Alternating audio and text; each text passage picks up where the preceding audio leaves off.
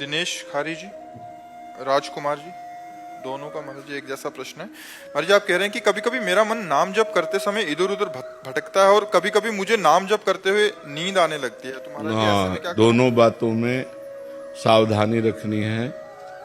जब हमारा मन नाम को छोड़ करके जहां जाए वहां वहां से हटाकर नाम में लगाना है। ये सबका प्रश्न है, लगभग ये सबका प्रश्न है कि मेरा मन जब भजन में हम बैठते हैं तो भागता है। ये अर्जुन जी से लेकर बड़े बड़े साधकों का प्रश्न है। तो जहां जहां मन संसार में जाए वहां वहां से हटा करके हम नाम में लगाएं, या जहां जहां संसार में जाए वहां वहां हम भगवान को देखने की चेष्टा करें। इस वस्तु के रूप में भगवान, इस व्यक्ति के रूप में भगवान, इस स्थान के रूप में भगवान, क्योंकि भगवान के सिवा कोई नहीं है। इससे हमारा मन शांत होने लगेगा। जहां जहां जाए वहां से हटा के नाम में लगाना, या जहां जहां जाए वहां भगवान को देखना। और तीसरी बात, अगर हम कुछ नहीं कर पा रहे हैं तो नाम पर ध्यान दें। हमारे मन से सब कूड़ा करकट निकल रहा है, जो गंदी बातें हमारे मन में भरी थी वो सब डिलीट हो रही हैं नाम जप के द्वारा। ऐसी भावना करें तो मन निर्मल होकर, ये 3 साधन बताए, इससे मन आपका एकाग्र होने लगेगा। रही नींद की बात, तो भोजन पर ध्यान दीजिए। भोजन सात्विक होना चाहिए। प्याज, लहसुन, मांस, मदिरा, अभक्ष भोजन, ये सब अगर त्याग कर दोगे तो शतोगुणी भोजन और 6 घंटे की निद्रा। अगर आप जो नींद ले रहे हैं वो 6 घंटे तो होना चाहिए। स्वस्थ शरीर के लिए 6 घंटे आवश्यक है। तो अगर आप 10 बजे रात के सो जाएं तो 11, 12, 1, 2, 3, 4 बजे आपकी आँख खुल जानी चाहिए और फिर नींद नहीं आना चाहिए। अगर नींद आती है तो खड़े होकर भजन करना चाहिए, टहलने लगना चाहिए, ठंडा पानी रख ले मुख में, ऐसे डाल लेना चाहिए। नींद भजन में नहीं आनी चाहिए। नींद को नींद के समय में अच्छे से दे दो, 6 घंटा सोने के लिए दे दो, और इसके बाद फिर उससे लड़ाई लड़ो। फिर उसको मतलब आलस्य प्रमाद में समय नष्ट नहीं होना चाहिए। जैसे हमें बैठे नींद आ रहे तो हम खड़े हो गए, खड़े भी हमें परेशानी हो रही तो हम टहल रहे हैं, पानी मुंह में डाल रहे हैं, मुंह में पानी डाल के मुंह पोंछ करके फिर हम भजन में बैठते। लड़ाई लड़नी पड़ेगी तब नींद पर विजय प्राप्त होती है। तो दोनों साधनों को देखे। मन जो बार बार भागे तो इन साधनों को, और जब नींद आवे तो ऐसे। पर भोजन का सुधार कर ले। तमोगुणी भोजन पाने से फिर भजन में नींद आएगी। बासी नहीं पाना, बहुत लाल मिर्च नहीं पाना, बहुत तेल के नहीं पदार्थ पाने, और ये अभक्ष पदार्थ जो त्याज्य हैं उनको नहीं पाना। इससे सतोगुण बढ़ेगा। सतोगुण से नींद नहीं आएगी। नींद आती है तमोगुण से। निद्रा आलस्य प्रमादोत्तम तत्तामस मुदाहरतम। तमोगुण से ही नींद, आलस्य और प्रमाद की उत्पत्ति होती है। वही हमें परेशान करता है। तो सतोगुणी भोजन पावें और थोड़ा भोजन पावें। अब दबा के यहाँ तक भोजन पाया तो फिर तमोगुण तो हो ही जाएगा। अगर हमारा 8 रोटी से काम चलता है तो हम 5 रोटी में लावें धीरे धीरे। वैसे 24 घंटे में शोध किया गया तो 400 ग्राम अन्न से भरपूर स्वस्थ जीवन चल सकता है। और अपने देखो किलो 2 किलो तो एक बार में हो जाता है, सब्जी दाल और सब फिर मिला के खान पान। अब पानी चाहिए। जैसे हम 1 किलो अन्न पाए तो हमें 2 किलो पानी चाहिए, उसमें डबल पानी तो हमें चाहिए ना। और फिर वायु के लिए जगह चाहिए पेट में थे। अब पेट में दबा के अन्न ही भर लिया, फिर पानी तो ऊपर सांस फूल रही है और भजन में मन नहीं लगेगा, प्रमाद स्थिति। अल्पाहार, थोड़ा भोजन पाए, अच्छे से जल जितनी आवश्यकता है 3-4 लीटर 24 घंटे में तो जल चाहिए ही, और वायु के लिए जगह खाली रहनी चाहिए। तो साधक साधना कर सकता है। नहीं तो अब होड़ लगाकर भोजन पाने वाले हैं कि हम तो भी भजन नहीं होगा। जिसका भोजन नीरस उसका भजन सरस, और जिसका भोजन सरस उसका भजन नीरस। पक्की बात समझ लो।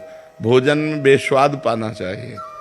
दाल रोटी सब्जी उसमें कोई स्वाद, लेकिन स्वाद नाम में लेना चाहिए। राधा राधा राधा, तब स्वाद आएगा। अब अभी तो भोजन और भोग ये 2 पिंड नहीं छोड़ रहे। रसेंद्री और जनेंद्री के भोग यही पिंड नहीं छोड़ रहे। तो खूब नाम बढ़ाओ आगे, धीरे धीरे ठीक हो जाएगा। श्री हरिवंश महाराज जी आपके चरणों में कोटि कोटि प्रणाम। महाराज जी, आपकी कृपा से आपके बताए हुए मार्ग पर चलने की कोशिश कर रहा हूँ, लेकिन महाराज जी कोई भी संकल्प 15 से 20 दिन से ज्यादा उसका पालन नहीं कर पाता हूं। उसका कारण है ब्रह्मचर्य की हीनता। आगे वही लिखा कि मतलब बार बार गिरा देती है ये काम वासना। तो महाराज जी जीवन मतलब मेन पॉइंट जो है वो ब्रह्मचर्य खंडन है। अगर थोड़ा ब्रह्मचर्य पर ध्यान दे दीजिए तो दिनचर्या ठीक हो जाएगी। ब्रह्मचर्यहीन पुरुष की कभी एक दिनचर्या नहीं चल सकती, ये पक्का नियम है। और ब्रह्मचारी की दिनचर्या में कभी फर्क नहीं पड़ सकता। इसलिए कोशिश करो नाम जप करते हुए पवित्र आहार, अल्पाहार लेते हुए, कुसंग का त्याग करते हुए, मोबाइल से या व्यक्ति से कुसंग न होने पावे, शास्त्र विरुद्ध संग न होने पावे, और अपने हाथ से कोई ऐसे आचरण न करे, तो फिर ब्रह्मचर्य का पोषण जरूरी है। परमार्थ में चलने के लिए ब्रह्मचर्य अति आवश्यक है। यदि चाहे वो गृहस्थ ही क्यों ना हो, तो गृहस्थ का मतलब थोड़ी कि रोज पे विचार करो, नहीं, एक उसमें भी मर्यादा है। शास्त्र में वर्णन है कि मासिक धर्म के होने के 1 सप्ताह बाद पवित्र होने पर संतानोत्पत्ति के लिए गृहस्थ धर्म में लिखा हुआ है 1 महीने में एक बार संतानोत्पत्ति के लिए मासिक धर्म के 1 सप्ताह बाद बकाया ब्रह्मचर्य रहे।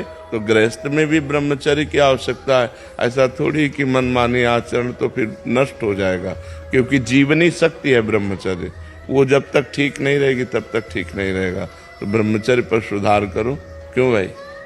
हाँ, मतलब कोशिश पूरी करते हैं महाराज जी, लेकिन 10 दिन एकदम अच्छे से रहेंगे। हाँ। फिर कभी कभी ऐसा हो जाता है कि एक बार गलती हो जाती है तो पूरा चीज हाँ, हो जाता है, हो जाए, वो मन खिन्न हो जाएगा, मन हार जाएगा, फिर उत्साह नहीं रह जाता। वो आपका ही नहीं, सबका होता है। तो जो हमारे उत्साह को नष्ट करे, भगवत प्राप्ति के मार्ग में उत्साहहीनता पैदा कर दे, उसके प्रति तो बुरा भाव आना चाहिए ना। धिक्कार है हमारे जीवन को, जो मैं ऐसे गिर जाता हूँ, अब नहीं गिरूंगा, फिर चलो, फिर अगर गिर जाओ तो फिर अंदर से क्लेशित हो, फिर तो एक दिन आप ऐसा आएगा क्रॉस कर जाओगे। और अगर आप हार गए तो फिर परमार्थ से भ्रष्ट कर देगा। जब हमसे गलती हो जाती है तो सीधा हमारे परमार्थ पे अटैक होता है। जो हमारी साधना चल रही होती है वो शिथिल हो जाती है कि यार अब क्या करें, अब तो फेल हो गए। नहीं, हम फिर कमर कसें, फिर आगे बढ़ें। 1000 बार फेल हो जाए तो 1000 बार हम प्रयास करें। ये मनुष्य जीवन को हम व्यर्थ नहीं जाने देंगे, हम इसे भगवान की प्राप्ति करा के ही रहेंगे। समझ रहे हो ना? हारो मत। जब आपका साधन आगे बढ़ जाएगा तो सब प्रपंच छूट जाएगा। अभी साधन ही लड़खड़ा रहा है, बार बार साधन टूट रहा है। 10-5 वर्ष एक रस साधन चल जाए, वही सिद्ध हो जाएगा। तो आप थोड़ी मेहनत करो, थोड़ी हिम्मत करो, थोड़ी लड़ाई लड़ो मन से, तभी आप जीत पाओगे। और नाम जप करते रहो। नाम जप करते हो? हाँ, नाम जप करते रहो और लड़ाई लड़ते रहो। ये लड़ाई है बहुत बड़ी लड़ाई, पूरे विश्व को चौपट किए यही मन, पूरे विश्व को चौपट किए। मनमानी आचरण भोग बस इसी में लगाए हुए। परमार्थ ऐसे चढ़ाई और पतन ऐसे है, तो चाहे जैसे जल को छोड़ो तो नीचे की तरफ सद से चला जाएगा, लेकिन ऊपर की तरफ चढ़ाना है तो यंत्र की जरूरत पड़ेगी। ऐसे ही मन को छोड़ो, भोगों में चला जाएगा, लेकिन ऊपर चढ़ाना है तो नाम और मंत्र की जरूरत पड़ेगी।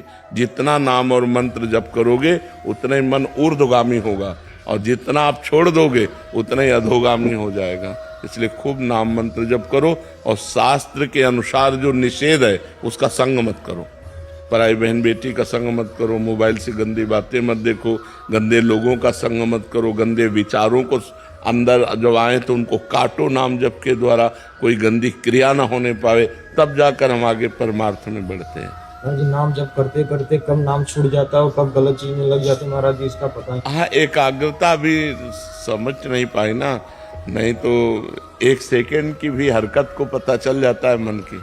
जब आप एकाग्र होंगे ना, अंतर्मुख होंगे, तो 1 सेकेंड के हरकत मन गया। अभी प्रमाद स्थिति है, इसलिए अभी मलिनता है, इसलिए पकड़ नहीं पाते हो, और नाम बढ़ाओ। फिर भी अपने को सौभाग्यशाली मानते हैं कि आपका सानिध्य प्राप्त हुआ, नहीं तो पूर्व कर्म तो बिल्कुल मतलब कब के खत्म हो चुके होते महाराज। हाँ बिल्कुल, नहीं, आप हिम्मत करके चलो, जीतना है, हारना नहीं। ठीक है, आप हिम्मत करके